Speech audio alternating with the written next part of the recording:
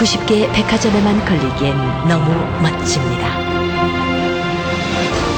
당신의 아이디어, 당신의 능력, 당신의 열정, 이제 더 큰 무대에서 펼쳐야 합니다.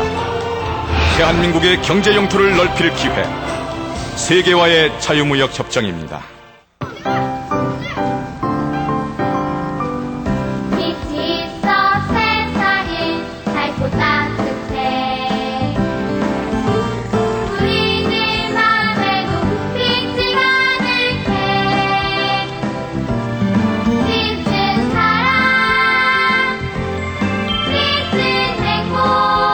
말하지 않아도 지켜야 할 약속, 전기안전, 행복을 위한 작은 실천입니다.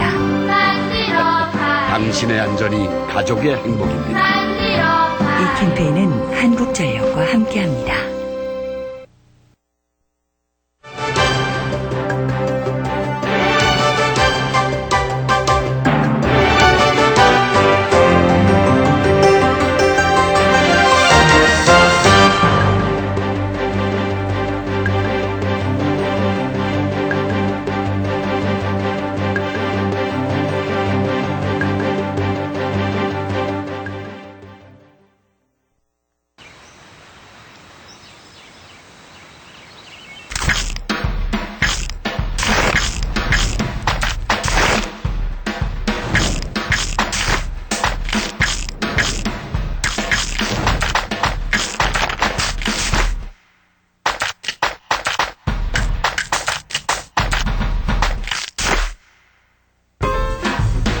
밤 100% CJ 낮밤.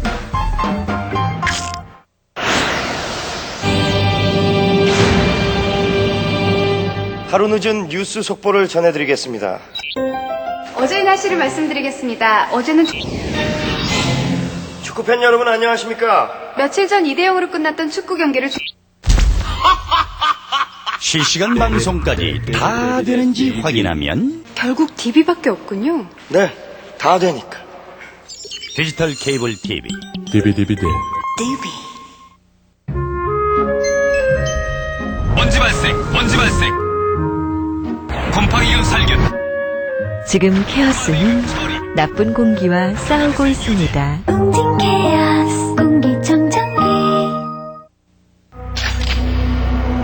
당신의 심장을 멈추게 할 액션 스릴러가 온다. 큐트 콜레트롤의 마이클만 제작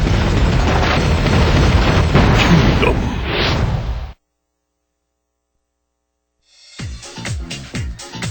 차갑거나 신 음식을 먹을 때 치아가 시리거나 딱딱한 음식을 씹을 때 피가 나고 고치가 심한 경우라면 치주 질환을 한 번쯤 의심해 봐야 한다.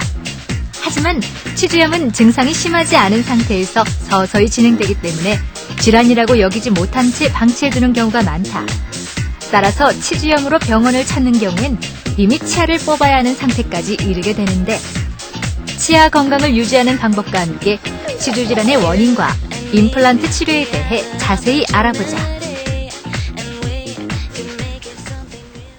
여러분 안녕하십니까. 생방송 와우 메디컬 센터 4부의 장익경입니다. 자, 이제 그 40대, 50대 분들 이제 이 시간 잘 보시면 좋을 것 같습니다. 왜냐하면 40, 50대에서 60대까지 이제 40대가 시작이 되면서 치아에 한두 가지 질환이 없는 분들 사실 없을 겁니다. 치아가 하나 빠져가지고 또는 이게 충치가 생겨서 이렇게 씌운다거나 신경치료를 했다거나 아니면 한두 개가 빠져서 임플란트를 해야 된다거나 이런 생각 가지면서 또는 그와 더불어서 어떤 이 성인병, 그러니까 이 그 여러 가지 쭉 관리를 해야 되는 여러 가지 당뇨라든가 고혈압이라든가 무슨 뭐 심장 질환이라든가 뭐 이런 그 병들이 함께 와서 오시면 치아를 관리 내가 어떻게 해야 되느냐, 바로 이런 부분들이 여러분들이 많이 고민이 되실 텐데요. 그래서 오늘은요, 임플란트 치료를 치주 질환, 그러니까 치주의 질환이 게 많은 분들, 담배도 많이 피는 분들 많을 겁니다. 40, 50대 분들 많죠. 그런 분들은 과연 잇몸 질환하고 치주 질환을 어떻게 관리해야 되고, 이런 것들이 빠졌을 때 잇몸뼈나 잇몸이 많이 그 손실이 됐을 때 과연 임플란트가 가능한지 안 하는지, 또 틀릴 부분적으로 꼈을 때도 거기에 늘어진 어떤 뼈라든가 잇몸이라든가 이런 것들이 좀 이렇게 상했을 때 과연 내 몸에 임플란트가 되는지 안 되는지, 여러분들 병원에 안 가시고 그냥 끙끙 앓으시면서 고민하시는 분 많으시죠? 그런 분들 이 시간에 전화 많이 주시기 바랍니다. 자, 모시고 계십니다. 라임나무치과의 김인수 원장 모셨습니다. 안녕하세요. 네, 안녕하십니까. 네. 자, 오늘도 좋은 말씀 부탁드릴게요. 예. 네. 자, 여러분, 저희는 지금 현재 생방송으로 진행해드리고 있습니다. 여러분들 지금, TV 보시는 게 생방송입니다. 그러니까, 담배 많이 피시고, 그 다음에 또 다른 성인병 좀 있으시고, 그 다음에 잇몸이라는 치아가 본래부터 태어날 때부터 부모님한테 물려받은 게 안 좋으신 분들, 또는 이제, 만약에 좀 충치가 있고, 또 뽑고, 한두 개 좀 없이 사시는 분들 이 시간에 전화 주시면 여러분들의 건강과 치아 관리가 과연 어떻게 해야 되고, 그런 분들 임플란트가 또 가능한지 안 하는지 바로 여러분들이 위한 맞춤형 시간입니다. 잠시 후에 026676-0114, 026676-0114번으로 여러분들이 전화를 받을 테니까요. 전화 많이 주시기 바랍니다. 또 와우메디컬.tv, 또 인터넷 헬스 환경이나 와우메디컬 TV 이쪽으로 인터넷을 하시면은요, 여러분들 이 인터넷을 통해서도 직접 상담 받을 수 있고, 그 안에 또 저희가 직접 인터넷을 통해서도 이런 방송에 생방송을 중계가 되고 있습니다. 보시면서 TV 없으신 분들은 또 컴퓨터를 통해서 또 보시면서 전화 상담해 주시기 바랍니다. 자, 하나하나 좀 알아보도록 하겠습니다. 선생님, 40, 50대 분들, 이제 마음은 20대인데요. 예. 나이가 40, 50대입니다. 예, 예. 자, 그러다 보면 눈도 좀 노안도 오고 머리에 흰머리도 희끄리끄 생기면서 그렇죠. 그 건강했던 치아도 담배가 피시고 노화가 되면서 하나, 두 개씩 이제 서서히 노화의 단계를 맞이하고 있습니다. 자, 이 40, 50대 분들 치아의 노화의 단계, 또 뭐 치주 질환 여러 가지가 있을 텐데 어떤 질환이 있을까요? 예, 일단 나이가 들면서 이제 치주 질환이라는 것들이 생기죠. 처음에는 이 치주 질환이라는 것이 별로 그렇게 증상이 없습니다. 그러니까 뭔가 확실한 증상이 딱 있으면 치과 요수 치료를 받으시는데 네. 좀 근질근질하기도 하고 시리기도 하고 뭐 이솔질할 때 피가 조금 난다거나 뭐 네. 이런 것들이 조금 있겠죠. 네, 그러면서 흔들흔들 하다가 고름이 나오고 네. 나중에 이를 이제 뽑아야 되는 이런 무서운 질환이죠. 네.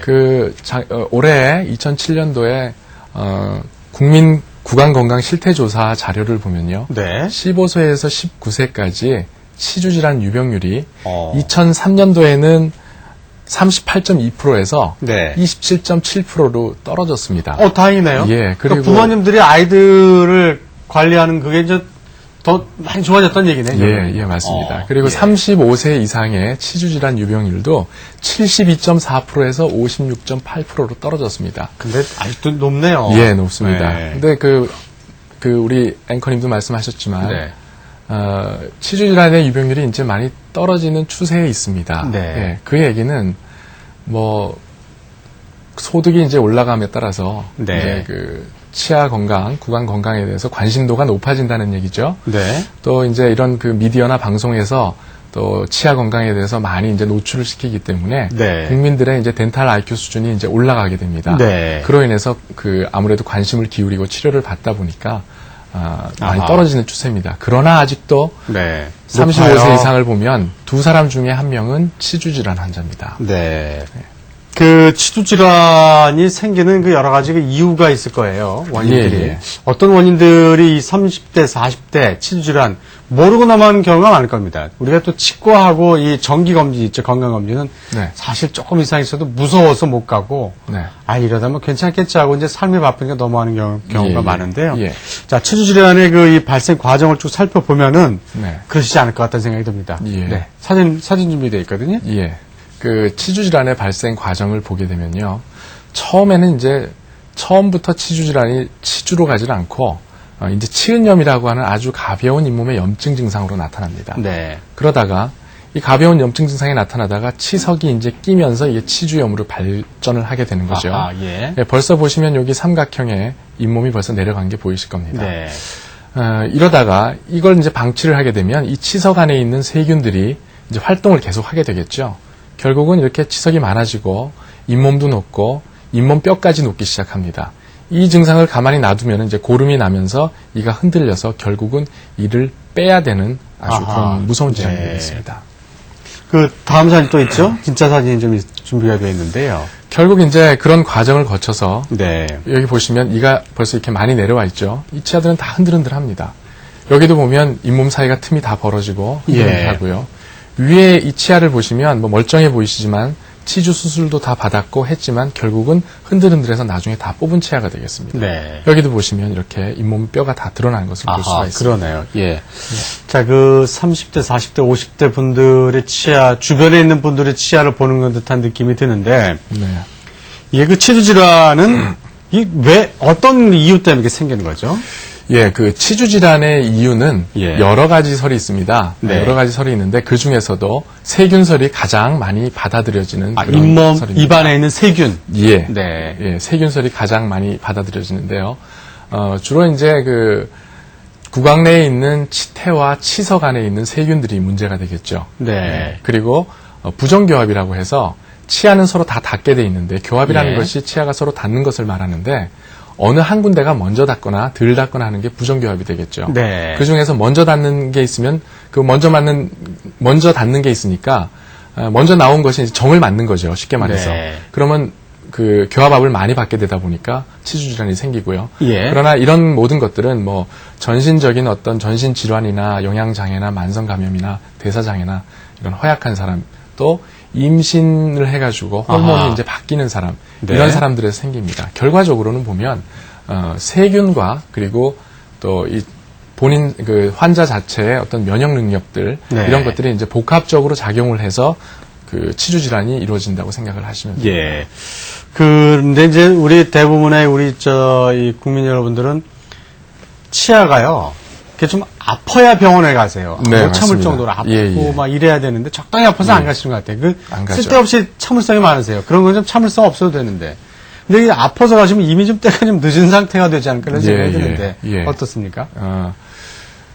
치주염이 이렇게 오는 것이 급성으로 와서 조금 아플 때, 그러니까 조금이라도 문제가 있을 때 아프게 되면 네. 치과에 와서 금방 치료를 하니까 괜찮겠죠. 예. 문제는 이 치주염이라는 것이 만성으로 온다는 게 문제입니다. 내가 느끼지 못하는 사이에 벌써 진행이 다 됐다는 거죠. 어느 날 갔더니 내가 암 말기입니다 하는 거하고 아하. 비슷한 증상이겠죠. 예. 그래서 이제 조기에 발견을 하시는 것이 중요하고 꾸준하게 잘 관리를 하시는 것이 중요합니다. 네, 알겠습니다. 자, 그러면 우리가 암 말기에 가갖고 괜히 항상 충격을 받는 것보다도요. 네네. 이 치주 질환도 마찬가지입니다. 평생 써야 할 치아를 당신 뽑아야 됩니다. 이게 치아에 암 선고를 받는 거나 마찬가지 아니에요. 네네. 하나의 그 치아를 없애야 되고 이제 그건 죽음으로 가야 되는 거니까요. 예. 그렇죠? 자, 그렇다면 말기까지 가지기 전에 좀 증상이라는 게 여러 가지 살펴봐서 좀 살릴 수 있는 건 좀 살려야 되는데. 네네. 그렇죠? 네. 그 치주 질환이 또 착해가지고 이게 오래 가기 전까지 그 증상이 잘 나타난다면서요? 예. 초기, 중기, 말기로 예. 증상이 좀 보여진다면서요? 증상이 나타나죠. 예. 치주 질환이 이제 처음에는 이제 좀 시리고 이거 네. 좀 시리거나 뭐 좀 근질근질하고 또 그 피가 이제 나는 것이 칫솔질을 할 때 조금씩 피가 이제 조금씩 납니다. 네. 예. 이런 식의 있고 또 이제 그 딱딱한 음식을 먹을 때 이제 피가 나기도 하고요. 이런 증상이 있을 때 치과에 와서 먼저 이제 그 치주 치료가 그 비외과적인 치료가 있고 외과적인 치료가 있는데 네. 비외과적으로 이제 스케일링 하시고 치석 제거하고 세균수를 낮추고 그리고 이 닦는 방법을 잘 배우셔서 그걸 열심히 하시면 네. 거기서 이제 어느 정도 유지를 하시거나 나빠지더라도 좀 천천히 나빠지도록 할 수가 있겠죠. 네. 사진을 보면서 좀 저희가 설명을 예, 해볼까요? 예. 네. 사진을 보시면 사진이 안 나오는데요. 네. 예, 치주 질환 이제 보시면 차갑거나 신음식을 먹을 때 치아가 이제 시립니다. 네. 꼭 치주 질환 때문에 그럴 수도 있지만은 그렇지 않을 때도 있지만은 치주 질환 때문에 이런 경우가 많이 있고요. 그리고 딱딱한 음식 먹을 때 피가 나고 또 잇몸이 내려가서 길게 보이고 이 사이가 이제 벌어져 보이죠. 또 구취도 많이 나고 네. 예, 이런 증상이 있으면 이제 치주 질환을 한 번쯤 의심해 보시는 것이 좋습니다. 예. 자, 그 다음에 이제 우리가 흡연과 이 치아는 정말 이게 적대적인 관계라면서요. 예. 그래서 흡연을 오랫동안 하신 분들은 대부분 치주 질환이 있는 걸로 판명을 우리 의사 선생님들은 하신다는 걸 알고 있는데 네. 예. 어떤가요? 흡연자의 구강 상태. 예, 흡연을 하시게 되면은 흡연 자체가 이제 담배에 있는 그 성분들이 잇몸 자체를 직접적으로 나쁘게 하는 것도 있고요. 담배를 피시게 되면은 혈관에 작용하는 성분들과 세포 독성들이 혈관을 이제 축소시키게 되죠. 교감신경을 작용시키게 되니까 그러면 혈관이 축소가 되면 혈액이 이만큼 지나가야 될 게 이제 이렇게 조금 지나가게 되죠. 네. 그럼 아무래도 혈류가 떨어지니까 이 몸에 안 좋을 수밖에 없겠죠. 또 세포 증식하는 것도 방해를 일으키고 또 어떤 대사에도 방해를 일으키게 됩니다. 그래서 담배를 피는 거는 뭐 별로 그렇게 좋지는 않습니다. 저도 담배를 피지는 않습니다만은 그 담배 태우십니까? 아, 담배 저도 안 예. 핍니다. 안 태우세요? 네. 예, 예. 예. 그 다행이시네요. 근데 그 이런 자리에 나와서 이렇게 얘기를 하시는 의사 선생님들이나 치과 의사 선생님들도 본인은 스스로 이제 담배를 못 끊으신 분들이 또 있으세요, 보면. 그러면서 예. 담배 끊으시라 그러시죠? 예, 예. 네. 그런 걸 보면 결국은 뭐냐, 실천하자고 하는 의지와 네. 그리고 실천하고자 하는 그 노력이 중요한 것이지 네. 이미 그 많은 분들이 담배가 나쁘다는 건 다 아시고 계시기 때문에. 그 담배 니코틴이나 타르 같은 성분이 그 치아 사이사이에 껴가지고 그게 네. 세균이 거기에 붙어가지고 아까 말씀드린 치석처럼 그 네. 세균 덩어리가 되는 모습이 또 있다면서요? 예, 맞습니다. 예. 사진 한번 저희가 준비했습니다. 예, 그렇죠. 네. 사진 보시면은 이 치석 자체가 아이고, 네, 이렇게 저게 있는데요. 저기다 치석 예. 그 균덩어리인가요? 예. 이게 원래 이제 네. 잇몸이 네. 이 위치에 있어야 되는데 이만큼 떨어진 거예요. 아하. 이만큼 세균이 지금 집을 짓고서 한다고 보시면 됩니다. 저 담배 피시는 담배를 분 태우시니까 이렇게 까맣게 예. 니코틴이 보이죠. 그럼 저 부분이 그 잇몸에 가려서 숨어 있었던 부분인가요? 지금 이 하얀 부분은 닦이는 부분이고요. 네. 그렇지 않은 부위는 닦이지 않는 부위죠. 그러니까 이 예. 하얗지 않은 부분을 이제 닦으셔야 되는 거죠. 이거는 그러면- 절대로 치석은 스케일링하지 않으면 없어지지는 않습니다. 그러니까 담배 피시는 많은 분들이 보이는 곳은 하얗지만 그것만 믿고 가만히 있다는 그 안에 다 썩어가지고 치아를 뽑아야 되는 그 상태까지 될 수 있다는 것이죠? 예, 치주 질환이 생긴다는 거죠. 예, 예. 치석이 많이 생기니까. 네. 참, 그 담배 빨리 좀 여러분들 끊으시기 바랍니다. 자, 그 다음에 그 술 많이 드시는 분들은 어떻습니까? 그런 분들도 잇몸이 많이 안 좋을 수 있지요? 예, 술을 많이 드셔도 네. 아무래도 그 온몸 자체가 염증 상태로 이제 순간적으로 변하기 때문에 네. 아무래도 그 염증이 좀 더 심해질 수가 있죠. 네. 예. 그 밖에도 이제 여러 가지 이 당뇨라든가 아니면 고혈압이라든가 이 순환계 쪽에 신장 질환이 또 있으신 네네. 분들. 네. 치아가 이 치주 질환은 외부에서 들어온 치주 질환이라기보다는 자기 자체적으로 어떤 생겼던 이 질병 때문에 치주 질환이 올 수 있지요. 예, 예. 네.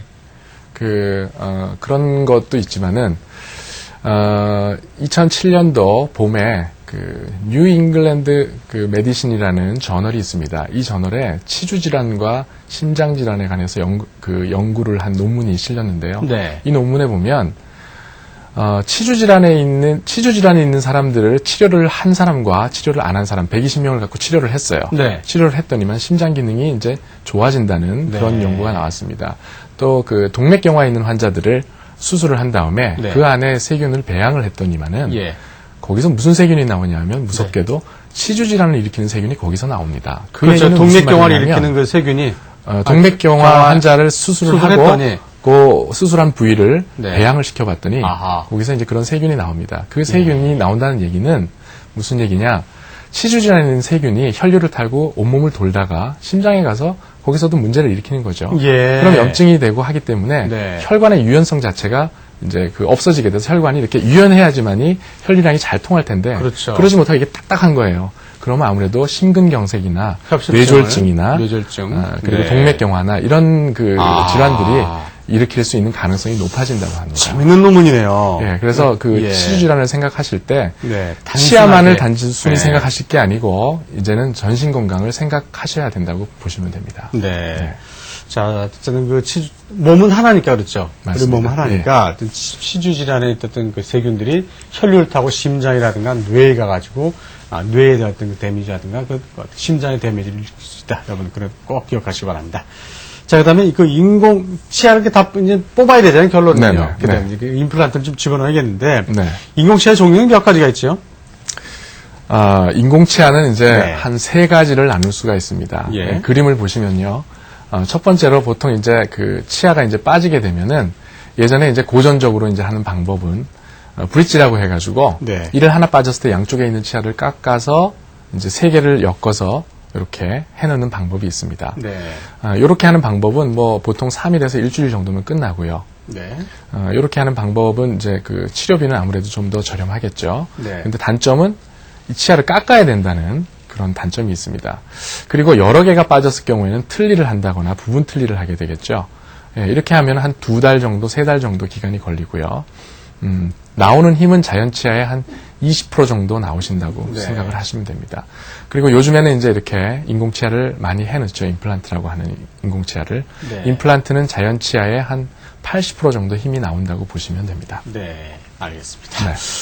자, 시청자 여러분들의 도움을 위해서 저희가 직접 임플란트가 이제 가장 이 중에서 발전된 치료법 아닙니까? 네네. 그래서 이제 그분들이 이제 하는 치료 받는 모습을 저희가 직접 담아온 그림이 있습니다. 예, 예. 보면 설명 한번 들어보도록 할까요? 예. 네. 자, 설명은 네. 일단 어려운 경우부터 살펴보지요. 예. 네. 임플란트 치료가 이제 어려운 경우는 당뇨나 고혈압이나 이런 어떤 전신 질환이 있을 때는 임플란트 치료가 좀 어려운 경우가 있습니다. 그렇지만 이것도 당뇨가 200 이하로 조정이 된다거나 고혈압도 200 이상의 중증 고혈압이 아니고 약을 드셨을 때 유지가 되고 이러신 분들은 그렇게 크게 무리가 안 되고 치료를 할 수 있습니다. 또 치조골 상태가 잇몸뼈가 아주 거의 없는 경우는 좀 하기가 힘들고요.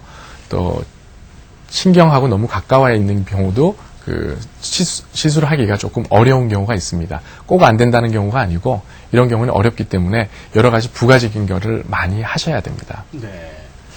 자, 그래서 저희가 치료하는 모습 직접 그림을 담아왔습니다. 보도록 할까요? 네. 예, 저분 같은 경우에는 치주 질환 때문에 예. 저렇게 뿌리가 뼛속에 조금밖에 안 붙어 있죠. 예. 그죠? 예, 대부분 다 흔들립니다.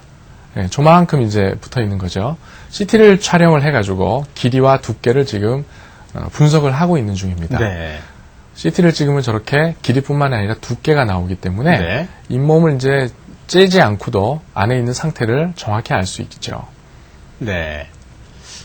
지금은 다 저렇게 이미 수술하기 전에 속을 다 들여다보고 하니까 훨씬 예. 더 쉬울 것 같아요. 맞습니다. 예. 저기 이제, 저 부분 같은 경우에는 상악동과 거리가 한 예. 5mm 나오고, 두께는 한 12mm 나오네요. 예. 네.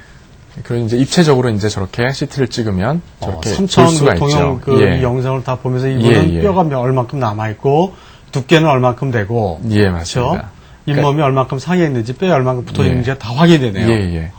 그리고 이제 그래서? 잇몸을 확인을 하고, 네. 뼈를 다 확인을 했기 때문에 네. 굳이 저기는 지금 잇몸을 째지 않고요. 네. 곧바로 이제 심는 무절개 지금 임플란트를 지금 하고 네. 있는 중입니다. 확인이 다 되니까. 예. 네. 그럼 피가 나오는 것은 저 정도밖에 나오지 않습니다. 지금 네. 얼마 나오지 않죠. 예. 그리고 저렇게 임플란트를 심게 되면 네. 그 구멍을 다 막기 때문에 피가 나오질 않습니다. 네. 예. 뒤에도 마찬가지고요. 그러니까 치아가 많이 없는 분들을 다 저렇게 만들어 디자인을 하시는군요. 네네. 앞니가 대부분 다 없으시네요. 예, 전체적으로 이제 치아가 없으니까. 예. 그리고 여러 개술을 했을 경우에 초기 고정이 나오면 임시치아를 당일날 네. 수술하자마자 이렇게 끼워드리죠. 그럼 예. 당일날부터 이제 식사가 가능하겠죠. 네. 예. 저분 상태는 어땠습니까? 치료를 맡으면서 의사로서. 예, 저분 같은 경우에는 이제 위에 치아가 이제 다 하나만 제외하고 이제 다 없으신 분이었어요. 네. 치주 질환 때문에 이제 이가 다 잇몸뼈가 다 녹아 내려가고 그래서 네. 이를 발치를 하고 예. 그런 상태였기 때문에 거기다가 이제 양쪽에 치아를 5개씩 심고 10개를 심어서 그 정도 심게 되면 보통 네. 이제 무절개 수술을 하게 되면 한 30분, 40분 내외로 수술이 가능하기도 합니다. 예. 그렇게 하고 임시치아를 이제 해드려서 식사를 잘 하시고 계시고 나중에 네. 이제 완전히 보철물이 들어가서 식사를 잘 하시죠. 네, 알겠습니다. 자, 치주 질환이 있는 분들, 과연 임플란트를 할 수 있느냐 없느냐 그런 고민들 많이 되시는 분들 있습니다. 그런 분들 이 시간에 저희는 생방송으로 방송하고 있습니다. 전화 연결 많이 해주시기 바랍니다. 전화번호 고지해드릴게요. 02-6676-0114번입니다. 02-6676-0114번으로 전화 주시기 바랍니다. 네, 여보세요? 예. 안녕하세요? 예.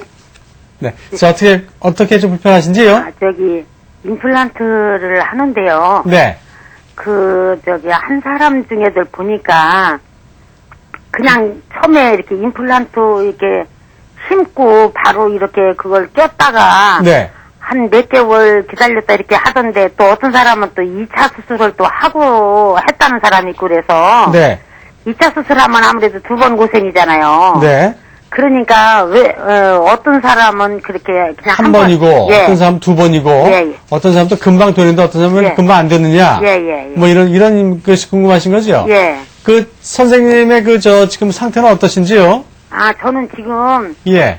이는 이렇게 뽑아진 지는 한 몇 년 됐어요. 네. 그래갖고 이제 부분 틀리라고 어금니인데 이렇게 아하, 하고 예. 있다가요. 네. 그게 자꾸 빠지고 막 하니까 안 쓰게 돼요. 네. 그래서 이제 임플란트를 좀 해볼까 그러는.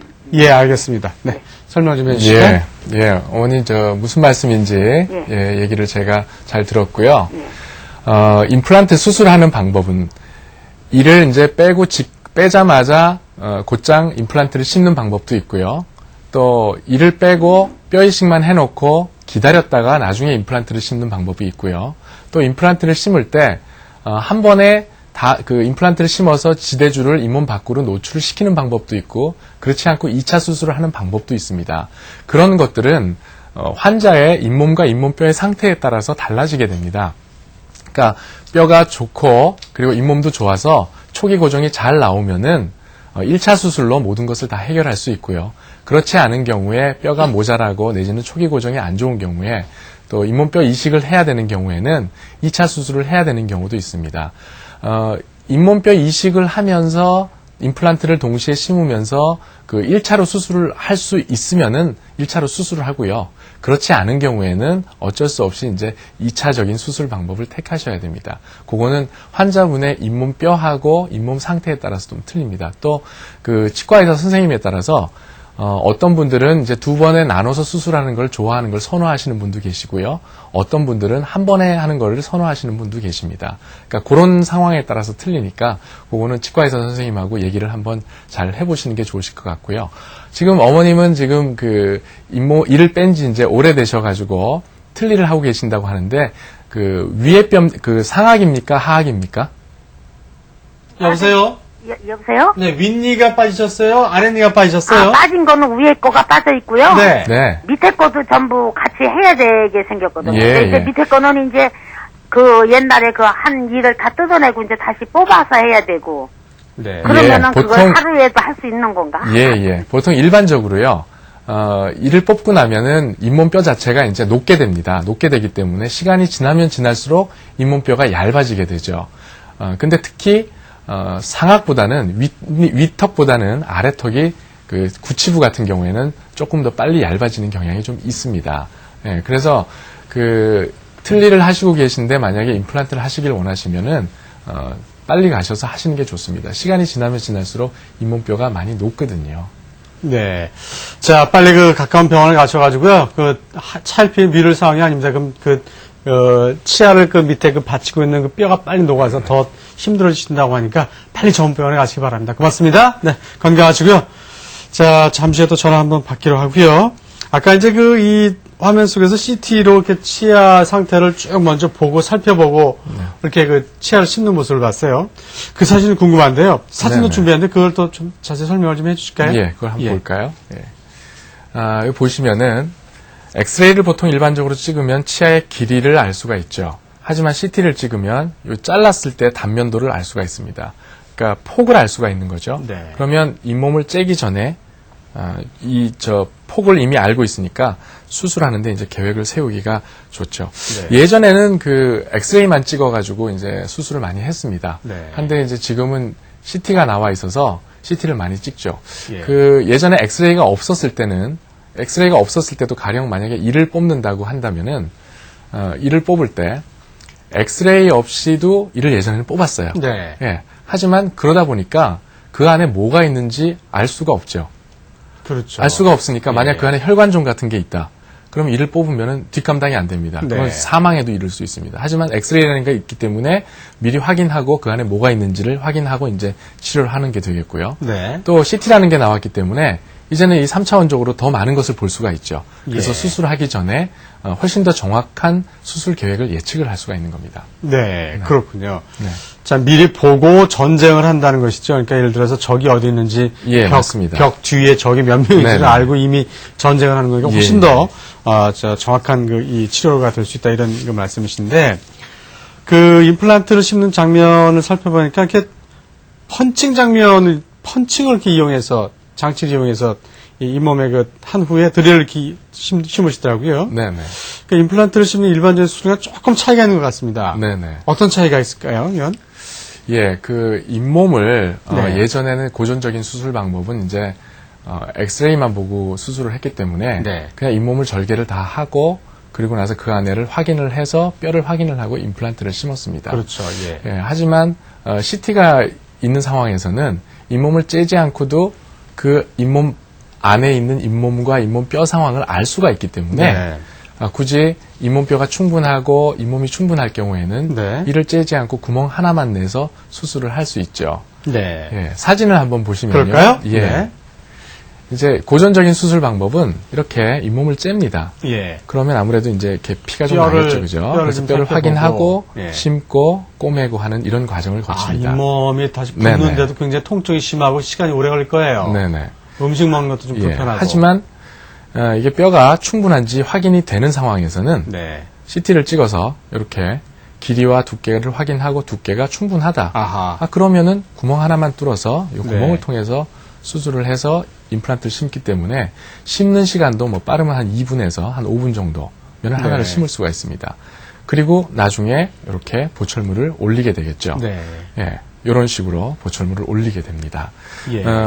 이렇게 하는 수술 방법은 그 뼈의 길이와 두께를 확인을 하고 구멍을 뚫어서 심고 이렇게 올리기 때문에 네. 환자의 입장에서는 아주 좋은 방법이 되겠죠. 그렇죠. 예. 붓기도 좀 덜하고 또 피도 좀 덜 나고 아무는 예. 시간도 많이 단축시킬 수 있겠네요. 예, 임플란트를 하는 것이 아무래도 째야 되니까 네. 째면은 피 나죠.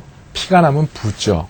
또 아물어야 되잖아요. 아프죠. 예. 아프기 때문에 사회에 복귀하는 시간이 이제 그렇죠. 아무래도 느리게 되죠. 그다음에 하지만 그게 잘 아물지 않으면 염증도 생길 수 있고. 예, 하지만 최소절개술로 수술을 하게 되면 수술한 부위를 최소로 수술을 하고 잇몸을 째지 않기 때문에 피가 거의 나지 않습니다. 예. 특히나 수술 후에는 거의 피가 안 납니다. 그- 피가 안 나니까 네. 붓질 않으니까 뭐 빨리 아픈 게 낫고. 아무래도 덜하고 예. 그렇군요. 환자가 이제 사회 복귀하는데 이제 빠르게 되겠죠. 네. 사람이 산다는 게 말이에요. 특히 이제 그 치아 같은 경우는 이렇게 보여지는 외모에도 굉장히 중요하지만, 또 중요한 거는 먹고 살려고 하는 거 아닙니까? 예, 그렇죠? 맞습니다. 근데 치아 이게 잘못해가지고 이렇게 먹고 사는데 오랜 시간이 걸리고 밥 먹는데 한 2달 있다부터 식사하십시오 그러면 참이 난감하거든요. 네네. 그리고 정상적인 식사는 언제부터 좀 하면 좋을까요? 정상적인 식사는 예. 보통 이제 임플란트를 하시게 되면 만약에 최소절개로 수술을 했다. 아침에 하나 내지 뭐 10개를 수술을 했다. 그러면 그날 초기 고정이 30에서 이제 50뉴턴 정도라는 힘이 나오면은 아하. 여러분들이 지금 볼펜을 하나 잡고 세게 이제 이 볼펜 같은 걸 잡고 이걸 세게 움직였을 때 움직이지 않은 힘이 한 10뉴턴 per cm 정도의 힘이라고 보시면 됩니다. 10몇 턴이요? 10뉴턴. 10뉴턴. 예. 그 정도의 고정이라고 보시면 되는데 한 30에서 50뉴턴의 힘이 나온다고 하면은 네. 첫날 임시치아까지 해드립니다. 아. 그러면 임시치아를 하면은 식사를 아침에 하고 점심 때 그냥 식사를 하실 수 있어요. 예. 그리고 뭐 아픈 거는 진통제를 드리니까 별로 아픈 게 별로 없죠. 아. 예. 하지만 잇몸을 째고 수술을 했다. 그러면 잇몸을 째고 수술을 해도 마찬가지로 초기 고정이 나오면은 임시치아를 해드리기 때문에 식사는 당장 하실 수 있습니다. 식사는 당장 하시지만 잇몸을 쨌기 때문에 조금 아리고 또 뭐 짜거나 맵거나 이런 걸 드시게 되면은 좀 네. 그런 자극이 좀 있겠죠. 예. 그게 사람마다 틀립니다만 보통 한 3에서 5일 정도 갑니다. 네. 어떤 사람들은 이제 뭐 잘 참으시고 또 아예 몸 자체가 조금 어떤 자극에 조금 둔하신 분들이 있으세요. 네. 그런 거에 별로 반응 안 하신 분들이 있어요. 이런 예. 분들은 뭐 하루 지나고 나면 별 상관없다고 하신 분도 계시고요. 예. 그렇지 않고 그런 그 자체가 아주 예민하신 분들은 또 한 일주일씩 가고 이렇습니다. 그러니까 네. 그거는 사람마다 틀리니까 또 약을 드시고 또 진통제를 드시고 하기 때문에 그렇게 뭐 크게 걱정을 하시지 않으셔도 됩니다. 예. 또 이제 이거를 수술을 하고 나서 보철물을 이제 넣게 되는 거는 최소절개 수술을 하고 그날 만약에 본을 떴다 그러면은 일주일 내에도 가능합니다. 네. 하지만 이런 분들은 전체 최소절개 환자의 한 30-40% 정도라고 생각하시면 되고요. 네.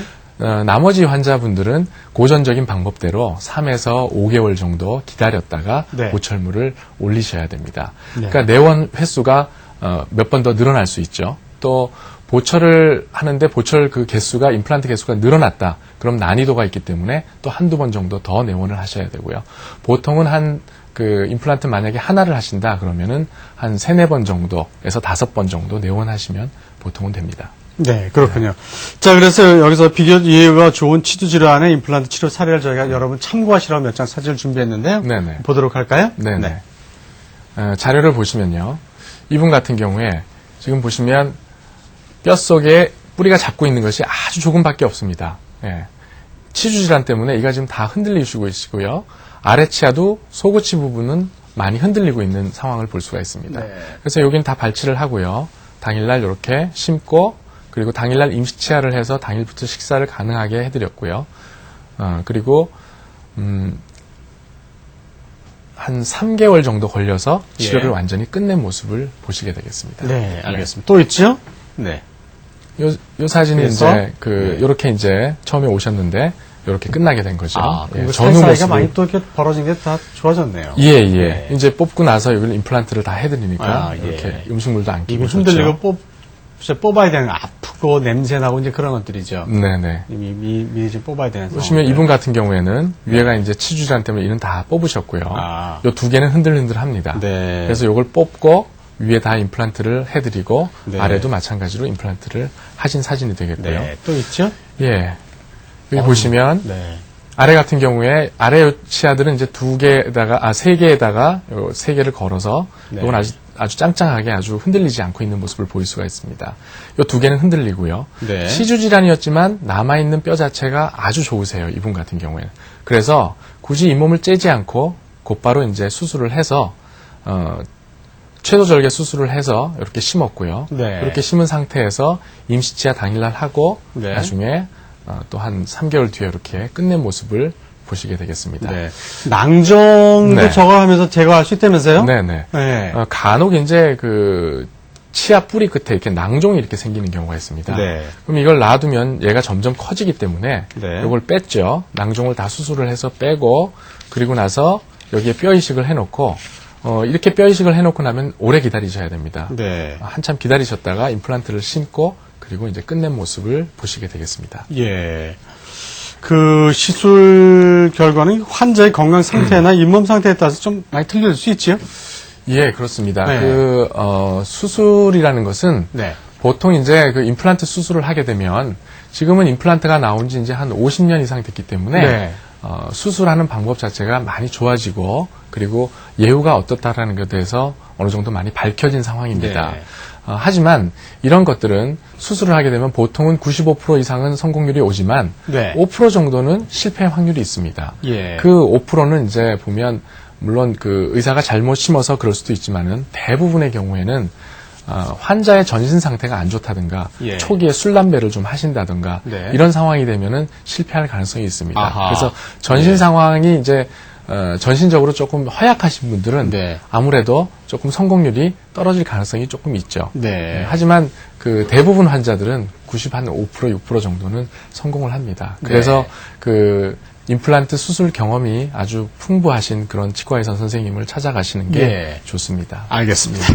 자, 여러분, 저희는 생방송으로 진행해 드리고 있습니다. 생방송입니다. 여러분 궁금하신 사항이 있으면요. 치아 임플란트 치료에 대해서 여러분들의 치아 상태와 잇몸 상태, 그리고 건강 상태에 따라서 임플란트 지금 치료 받을 수 있느냐 없느냐 이런 것들이 막연하게 그냥 걱정하시면서 그냥 이렇게 끙끙 앓고 계시지 마시고 저희 함께 병원에 가시기 전에 한번 함께 진단을 받아보신 이후에 가까운 전문병원을 가시기 바랍니다. 02-6676-0114번입니다. 02-6676-0114번으로 여러분 전화 주시기 바랍니다. 02-6676-0114번입니다. 전화 연결하겠습니다. 여보세요? 여보세요? 안녕하세요? 네. 네. 자, 어떻게 네, 저는- 불편하신지요? 예? 어떻게 불편하신지요? 저는 59세 여자거든요. 네. 그런데 제가 당뇨가 생긴 거를 좀 크게 말씀해 주시겠습니까? 당뇨가 생겼어요. 네네. 그래서 이렇게 현재 부분 틀니를 하고 있는 상태인데 네네. 이가 자꾸 아까 옆에 붙여갖고 씌우는 거 있죠? 네네. 그거를 했는데 자꾸 이렇게 빠져요, 그게. 네, 옆에 치아와 옆에 치아를 걸어서 이렇게 끼우는 브릿지를 예. 지금 하고 계시다는 자꾸 얘기죠? 빠져서 치과에 갔더니 여보세요? 네네, 말씀하세요. 예, 그래서 제가 이제 당뇨가 있다고 이제 선생님한테 그런 얘기를 했거든요. 네. 그랬더니 당뇨가 있으면은 이 뽑는 것도 좀 신경 써야지 된다 그래서 당 치료를 잘 하고 오라 해서 갔다 오고 아직 못 뽑았어요. 무서워서. 네. 근데 혈당이 어저께 식전에. 했거든요. 아니 식후요. 식후에 몇 나오죠? 식후 3시간 반 후에 제가 직장 생활로 가서 이거 빨리빨리 제 시간에 2시간에 가서 될 수가 없더라고요. 네. 그래서 112가 나왔어요. 112요. 예, 3시간 30분 후에 식후. 3시간 30분 후에. 예.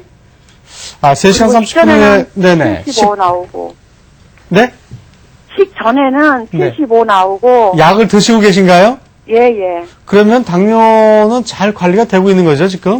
예, 200 이하로 네. 당뇨가 관리가 되시고 있으면요. 200 넘어갈 때도 있었어요. 네, 뭐라고요? 200 넘어갈 때도 있었다고요. 아, 예. 근데 지금 약을 드시고 200 이하로 관리가 되시고 있으면은 이를 뽑는데 그렇게 크게 문제가 없으실 것 같네요. 근데 그리고 제가 뭐 지금- 임플란트를 하시는 것도 200 이하로 조정이 되시면은 그렇게 크게 문제는 없으니까요. 가까운 치과에 가셔가지고 선생님하고 다시 상의를 하셔서 뽑으셔야 될 거는 뽑으시고요. 그리고 임플란트를 하실 때가 있으면 임플란트를 하시면 되겠습니다. 보통 이제 당뇨 있으신 분들이 막연하게 임플란트를 하시거나 내지는 이를 뽑는 거에 대해서 두려움을 가지고 계신 분들이 계시는데 내과에 가셔서 보통 이제 치료를 하시면은 조절이 됩니다. 그래서 조절이 돼서 200 이하로 조절이 될 경우에는 그렇게 크게 문제는 없으시니까요. 네. 너무 걱정하지 마시고 글쎄요, 보통 너무 이제 걱정하시는 마음의 것 같아요. 두려움이 사실은 네. 더 큽니다. 지금, 여보세요? 네네. 지금 틀니를, 그러니까, 브릿지를 한 치아 그 부분이, 예. 옆에가 많이 달아있거나, 지금 걸려있는 아니, 치아가 뿌리만 많이. 남았어요. 네? 뿌리만 남아있어요. 네, 그 옆에 거는 치과도 뿌리만 남아있다 그래요? 예, 다 뿌리만 남아서 그쪽 거니까 부분 틀리에서 그 브릿지 한 게 네. 위에 바른 쪽 거. 그거 빠졌거든요. 아, 위에 바른 쪽 거? 예, 나머지 아래도 부분 틀리에서 브릿지에서 이렇게 걸고. 예. 그래서 자, 이분 네, 알겠습니다. 먹지를 못해요. 네, 이분 고기 같은 거 먹으면 막 잇몸이 붓고, 막 몸이 안 좋으면 잇몸이 다 붓고 막 그래갖고. 네네. 굉장히 예. 식사에 불편이 있는데, 솔직히 이 병원에서는 그러더라고요. 치과에서는 당뇨가 있으면 절대 그 임플란트를 하면 안 된다 그래서. 네. 몇 군데 다 상담을 했는데 그래갖고 두렵기도 하고 무섭고 제가 되게 위가 거의 안 좋은 상태예요. 그럼 네? 거의 위가 어금니는 거의 없어요. 예. 어금니도 없으시고요. 예. 이렇게 오래되면은 또 네. 뭐 뼈를 어떻게 해서 그것도 심어갖고 예. 해야 된다 그래서 직장 예, 다니는데 알겠습니다, 그게 어머니. 쉽지가 않더라고요. 예, 지금 전화를 계속 들어보니까 네. 어머님께서 걱정이 굉장히 많으세요. 글쎄요, 보니까. 예. 그러니까 어금니도 없으신데다가 틀니도 이제 흔들흔들 하시고 또 브릿지 해놓은 것도 이제 계속 빠지시고 하니까 여러 가지로 어떤 그 몸의 상태도 상태지만 정신적으로 처음에 너무 힘드신 것 같아요. 그러니까 내과 선생님하고 치과 선생님하고 같이 이제 상의를 하셔가지고 당뇨는 200 이하로 떨어뜨리시고 그리고 나서 그 임플란트를 잘 하시는 선생님을 찾아가셔가지고요. 이 뽑을 거는 뽑으시고 그리고 임플란트를 하시면 아마 식사도 잘 하실 거고 지금 그런 어떤 두려움이나 이런 거는 떨쳐버리실 수 있을 거니까요. 네. 너무 걱정하지 마시고 치과 선생님하고 상의를 잘 해보시기 예. 바랍니다. 당뇨가 식후에 3시간 30분 후에 재는 게 112 정도면 그 다음에 식전은 79. 관리가 좀 잘 되고 있는 것 같아요. 약 좀 드시고 그러면. 그렇게 관리하시면은 충분히 치과 치료 받을 수 있다는 얘기인 것 같은데요. 예, 제가 내과 의사는 아니기 때문에 예. 정확하게 그렇게 말씀을 못 드리지만은 그래도 치과에서 임플란트 할 때는 내지는 이를 뽑을 때는 200 이하면은 거의 문제가 없으니까 네. 예, 그건 너무 걱정 안 하셔도 될 것 같아요. 알겠습니다. 다음 전화 연결을 좀 해보도록, 잠시 연결을 하도록 하고요. 02-667-0124번으로 여러분 계속 전화 주시기 바랍니다. 자, 그리고 이제 앞서 치주질환이 심한 경우 잇몸뼈가 소출될 수 있어서 부가적으로 뼈이식 수술이 좀 필요하다고 잠깐 말씀해 주셨는데요. 네네. 그런 경우를 좀 설명을 좀 해주실까요? 예, 뼈 이식을 하는 경우는 이제 몇 가지가 있는데요. 뼈가 이제 다 있는 게 제일 좋죠. 하지만 없을 때는 어쩔 수 없이 잇몸을 열어가지고 잇몸을 연 곳에다가 인공뼈를 집어넣거나 자가골을 넣거나 해서 뼈 이식을 이제 하셔야 됩니다. 사진을 보고 제가 설명을 좀 드릴까요? 네. 예. 사진을 보시면 이제 이렇게 함몰이 되겠죠. 이제 오랫동안 이가 빠지고 놔두면 한쪽이 이렇게 녹아 내려갑니다. 아, 저게 녹아 내려간 모습인가요? 예, 이 부분이 이제 녹아 내려간 게 되겠죠. 예. 그러면 잇몸을 열어서 이곳에 임플란트를 심고 나면 임플란트가 이렇게 노출이 됩니다. 네. 이 노출된 부분은 이렇게 인공뼈나 자가골을 집어넣고 그리고 이렇게 막을 하나 이렇게 덮게 됩니다. 네. 막을 하나 덮어서 이 인공뼈나 자가골이 흘러내리지 않게 하고요. 이 상태에서 이제 꼬매게 되겠죠. 예. 꼬맨 다음에 내지는 이렇게 1차 수술, 그러니까 2차 수술로 수술을 할 경우에 초기 고정이 안 좋다. 그러면 이렇게 임플란트를 잇몸 안에다 집어넣게 되고요. 초기 고정이 좋고 여건이 괜찮다 그러면 이렇게 한 번에 수술하는 걸로 지주대를 위로 이렇게 내게 됩니다. 네. 이런 상태에서 다 이제 아물게 되면 3개월에서 6개월 정도 지난 다음에 이렇게 위에 올리게 되겠죠. 네. 이렇게 올리게 되면 치료가 이제 끝나게 되는 것입니다. 네. 아, 그럼 이제 이 잇몸뼈 소실 정도가 심각해서 높이가 낮거나 이제 폭이 좁아진 경우도 있지 않습니까? 예, 예. 이럴 때 어떻게 맞습니다. 해야 되나요?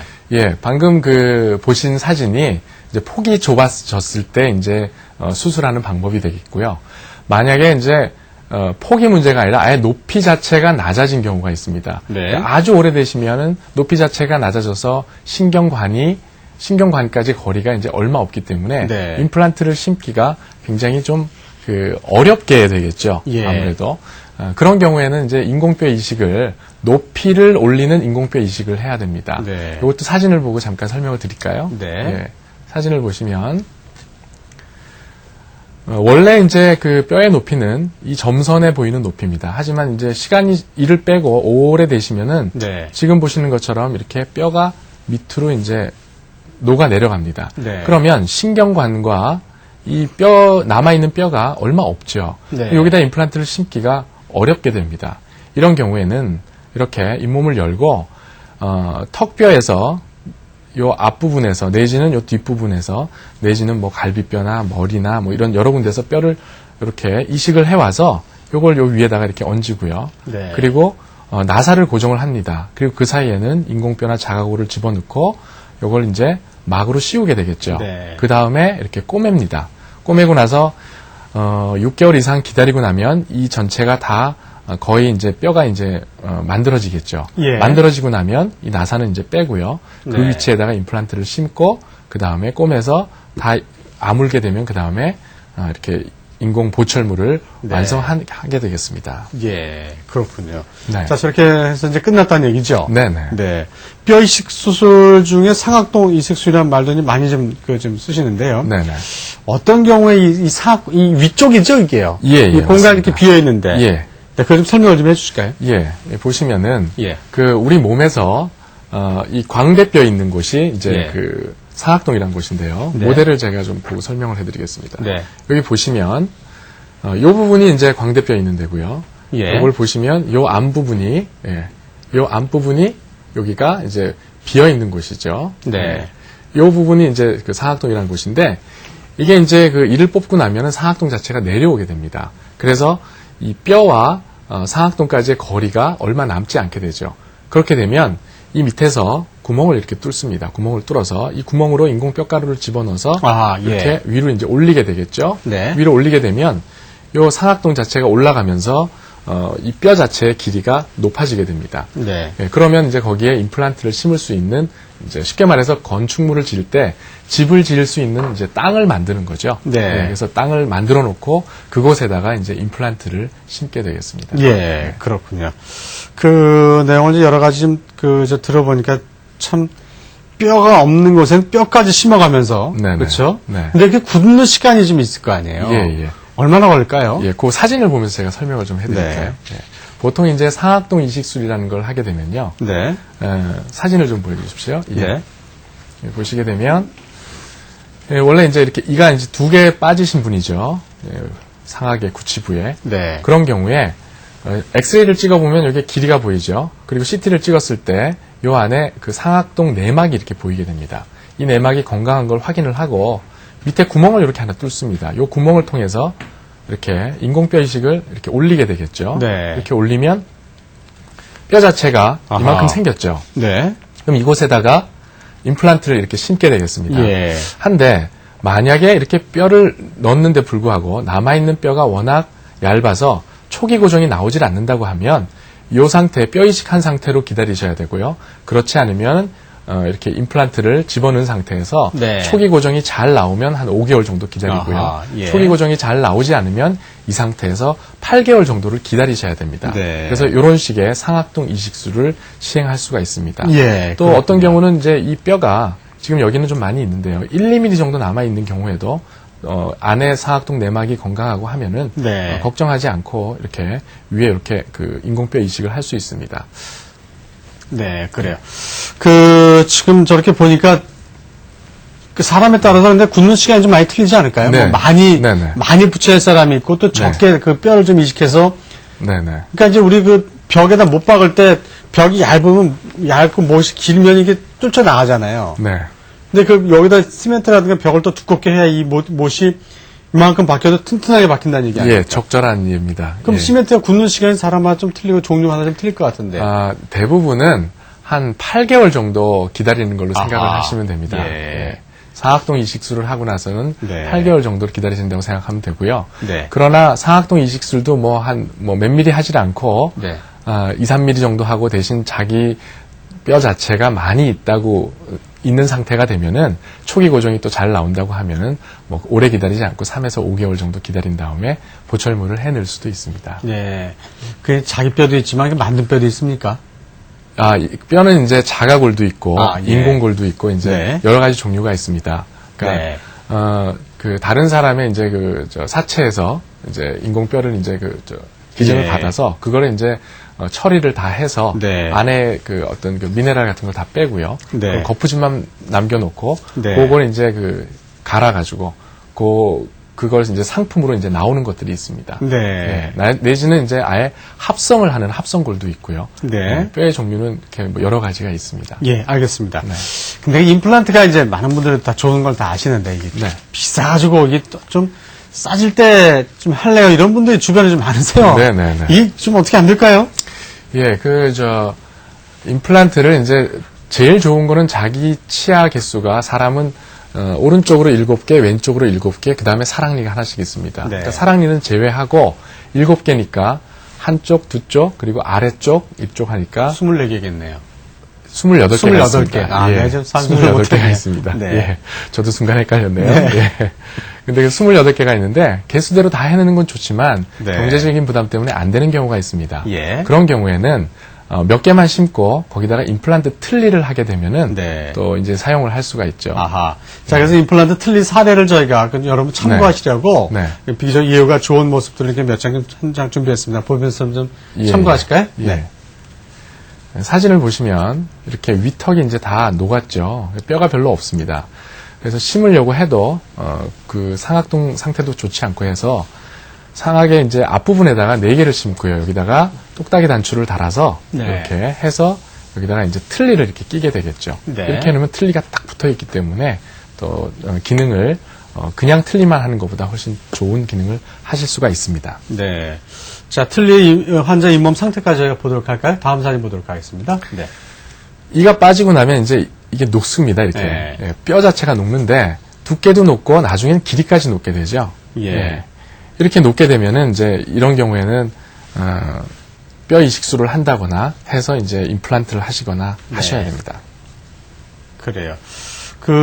지금 저렇게, 근데 이제 많은 분들이, 그러니까 예를 들어서 임플란트는 사실 다 하는 게 원칙인데, 네네. 저렇게 틀니와 임플란트를 좀 이렇게 섞어가서 이렇게 네. 하게 되면, 네. 관리를 좀 잘해야 될 것 같아요.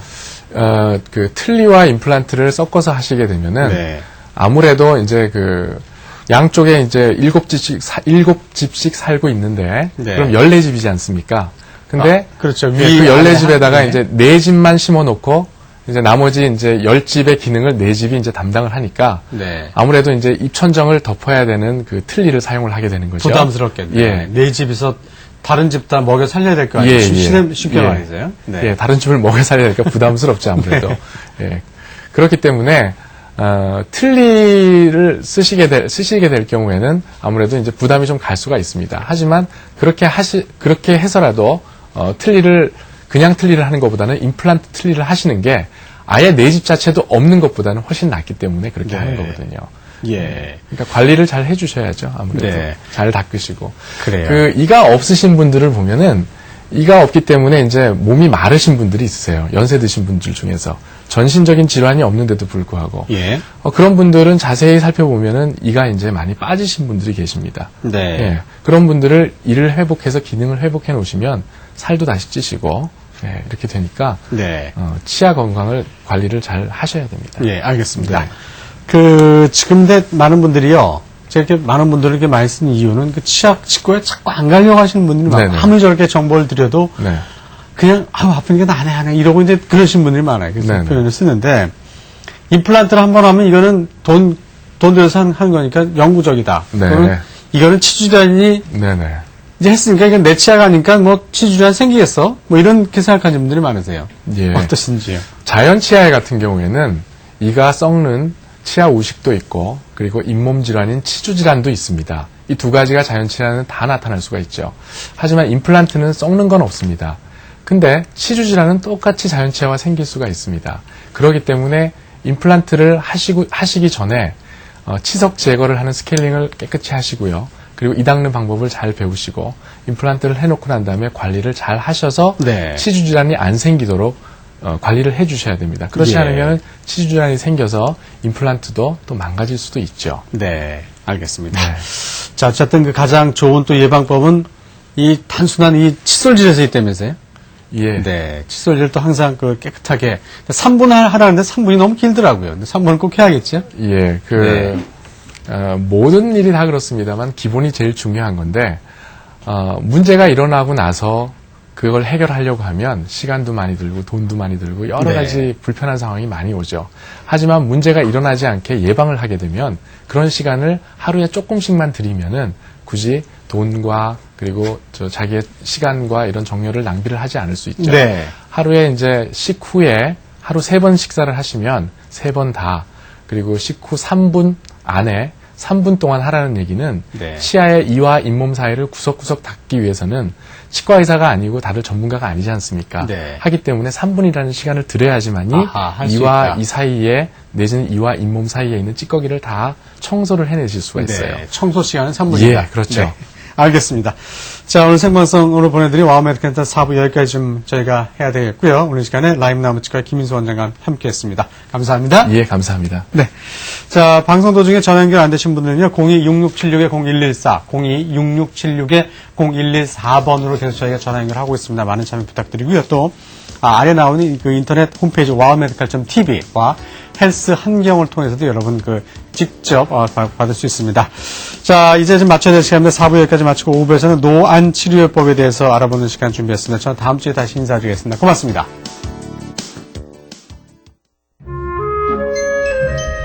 먼지 발생. 곰팡이균 살균.